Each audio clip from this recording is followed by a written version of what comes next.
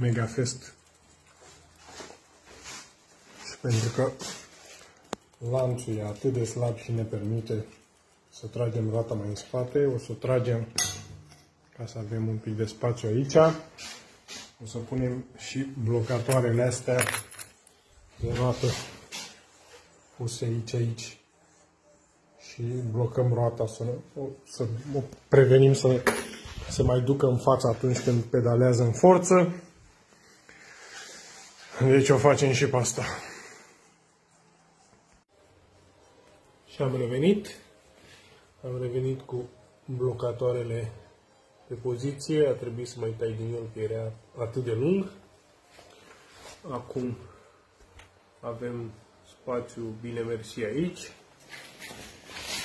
Lanțul stă și el tensionat, are o mică săgeată, dar e normal că altfel începe să roznească și alte cele. Deci, gata și asta. Înapoi cu ea pe drum.